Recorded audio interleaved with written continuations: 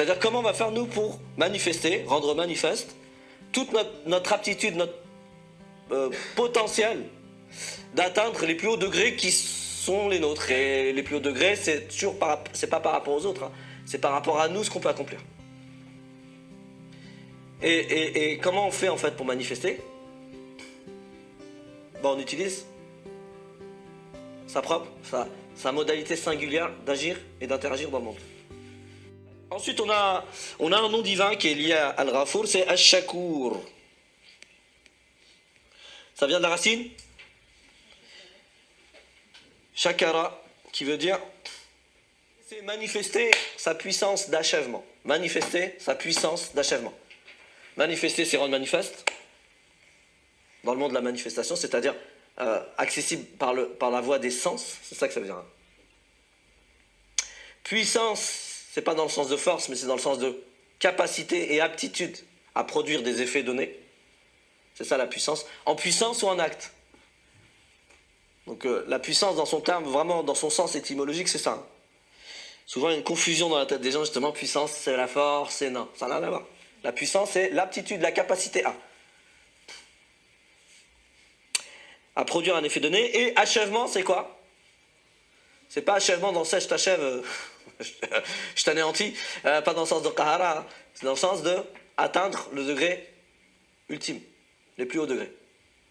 Pour ça qu'on dit parachever. Parachever, ça vient bien de l'achèvement.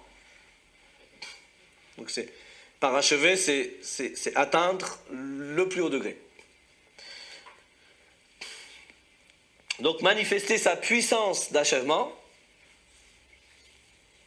maintenant on le comprend. C'est ça le chouk. C'est pas merci, merci bon Dieu. Non, c'est vraiment manifester, donc d'une certaine manière extérioriser, faire passer cette puissance de la virtuelle à l'acte, dans le monde de la manifestation, et puis atteindre finalement les degrés ultimes que l'on peut atteindre, chacun dans sa singularité. Chacun dans sa singularité. C'est un cousin de quoi, Shakara? Ouais, ça c'est le cousin direct, mais peut-être on va le prendre tout à l'heure. Shakala. On va faire un petit hashtag à Modozi là. Là qu'on peut encore passer la Modozi? Hein? Il y en a là à droite. Ah, j'ai l'impression qu'il y a toute une tribu là à droite.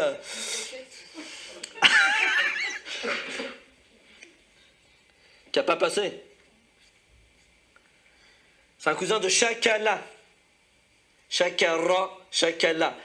Et on a déjà proposé une espèce de règle sur les deux racines quand il y a... La seule différence, c'est le ra et c'est le lam. C'est quoi la règle? C'est les racines où il y a le lam, on est dans le principe. Les racines où il y a le ra, on est dans les effets du principe. Par exemple, falah, le principe de félicité. Farah, l'effet du principe. C'est quoi comme effet la félicité? De nous mettre en joie. On peut... Un autre exemple. Je sais pas, vous avez des exemples comme ça ou... Qurb, c'est un cousin de qalb.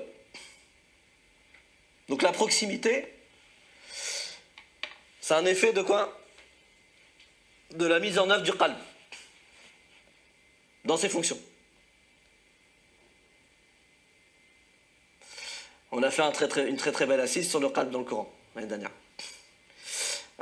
Etc., etc., etc. Shakila, c'est quoi, coraniquement parlant? Comme ça, on continue l'hashtag Amodosi jusqu'au bout. Ça va peut-être motiver certains et certaines. Il n'y a pas que certains qu'on peut encore passer, hein, c'est certaines. Il y a une belle parité, je crois, c'est 2 pour 2, non? 2 Maliens et 2 feux maliennes qui n'ont pas encore...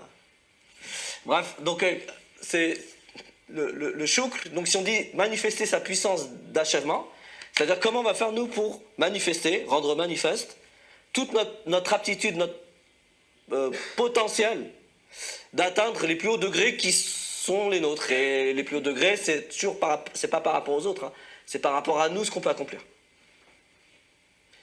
Et comment on fait en fait pour manifester? On utilise sa modalité singulière d'agir et d'interagir dans le monde. Kullun ya'mal ala shakilatihi. C'est œuvrer, comment on peut dire ça? Conformément à sa modalité unique et singulière d'agir. Kullun ya'mal ala. Le ala ici, il invoque la notion de obligatoirement. On ne peut pas faire autrement en réalité que d'agir comme on agit tout le temps. C'est pas pour rien que le shukr, probablement que c'est un des principes, on va dire, c'est un des grands principes de réalisation de soi. Donc je vais le dire autrement, quand on est dans son mode opératoire, entre guillemets, on a une opportunité de... Alors attention, je vous rassure, c'est pas parce que vous n'avez pas conscience, on n'a pas défini, on n'a pas mis des mots sur votre mode opératoire, que vous n'êtes pas dans le shukr. Attention, c'est pas ça qu'on est en train de dire. Vu que le mode opératoire, on le met en œuvre de façon très inconsciente, même si on n'en a pas conscience, on est déjà dans son mode opératoire, hein, dans pas mal de cas. La prise de conscience, ça nous permet juste, entre guillemets, on enlève le juste, ça va nous permettre de pouvoir se placer en toute conscience dans un endroit qui va être le plus propice au fait que notre mode opératoire va pouvoir s'exprimer de façon plus accomplie, plus totale, plus aboutie. Donc, وقالوا الحمد لله الذي أذهب عنا الحزن إن ربنا لغفور شكور. Là, dans la Salat Fatih, ici, hein, ça parle de gens qui sont où? وقالوا الحمد لله الذي أذهب عنا الحزن. C'est des personnes qui sont, ça, ils sont au paradis, ils sont rentrés. Et ils sont en train de faire une forme de qalou. C'est quoi ça? Une restitution. Donc il fait une restitution, hein, bien sûr, une restitution positive là. Wa qalu alhamdulillah. Donc c'est pour ça que je me suis arrêté sur le hamd, même si c'était pas la racine qui était visée par le verset. La toute puissance, lillah. Sous-entendu la toute puissance, c'est-à-dire l'aptitude qu'Allah il a mis en nous. Elle avait vocation à quoi? À manifester le divin. Le li, il ne veut pas dire appartient, hein. Il veut dire pour quelque chose. C'était pourquoi? C'était dans notre quête, la quête de tous les êtres humains, du divin. C'est-à-dire, notre fonction. Parce que notre fonction sur Terre, c'est de manifester le divin.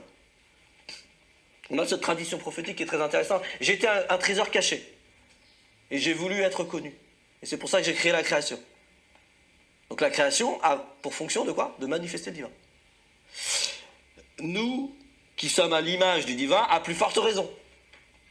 C'est de notre responsabilité. La gratitude, j'aime bien dire que c'est de la grâce-attitude. Ça veut dire quoi, la grâce-attitude pour moi? C'est faire grâce de la grâce. Je fais grâce à l'autre de la grâce divine. C'est-à-dire de ce que Allah il a mis en moi, de meilleur, et que je peux apporter à l'autre. Donc c'est vraiment ça. Hein. C'est comment effectivement faire en sorte d'apporter le meilleur de soi à l'autre. Donc de faire suivre cette parole par l'apport à l'autre, le don de soi à l'autre, du meilleur de soi-même. Et c'est ça le sens très profond en réalité de shukran. Shukran laka. Je vais t'apporter tout ce que je peux dans là où je suis, entre guillemets, dans là où je suis bon. Dans la valeur que moi je peux t'apporter. Donc finalement, un mot de zi. Hashtag un mot de zi, encore une fois. Si tout le monde faisait ça, franchement, le monde il serait merveilleux. On serait déjà au fil de Jannah, en fait. On dirait c'est pour ça que les gens j'ai un proche qui est à l'hôpital, est-ce que tu peux faire dua? Moi je réponds toujours ok, mais du coup qu'est-ce que je peux faire? En quoi je peux l'aider? Est-ce qu'il a besoin qu'on lui achète? Est-ce qu'il a besoin qu'on vienne le visiter? Est-ce qu'il a besoin que je peux avoir une belle pensée? Mais c'est pas suffisant. Si on veut vraiment faire dua en réalité par quelqu'un qui a essayer de voir qu'est-ce que je peux faire moi qui pourrait te soulager ou participer à un prompt rétablissement chez toi, etc. Ouais, complètement. Tout ça, il faut le mettre en lien effectivement avec ad-du'a, avec la notion de ad-du'a. Ujibu da'wat ad-da'i idha da'an.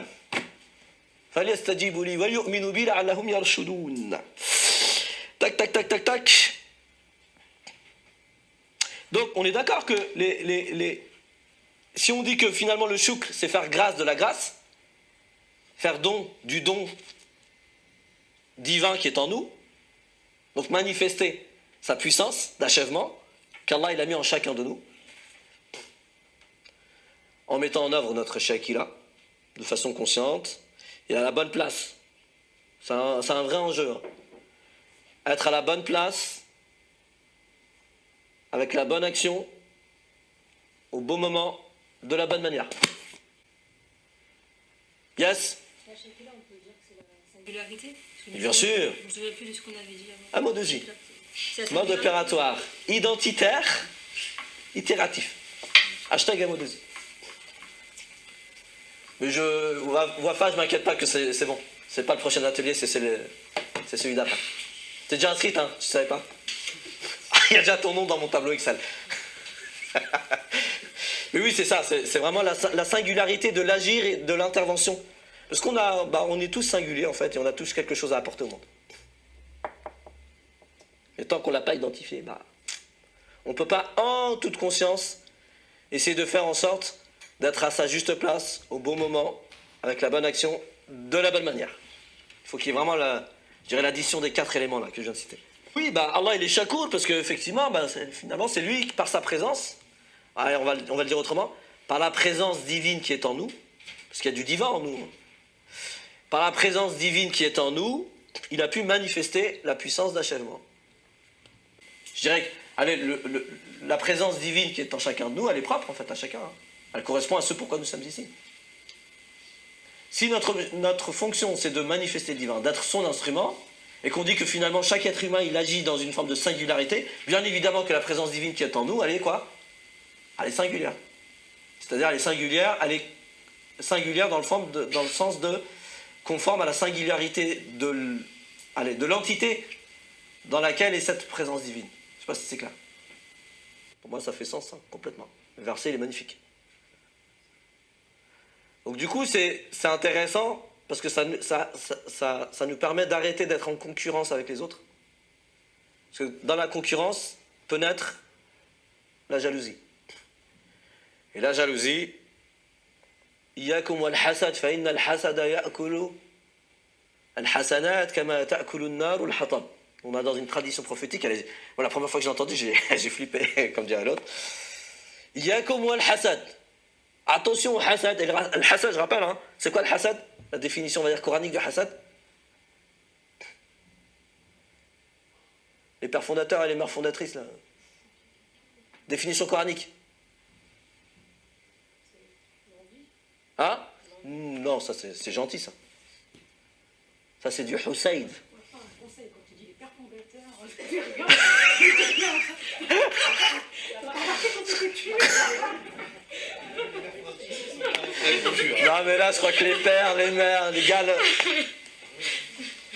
Ils sont derrière.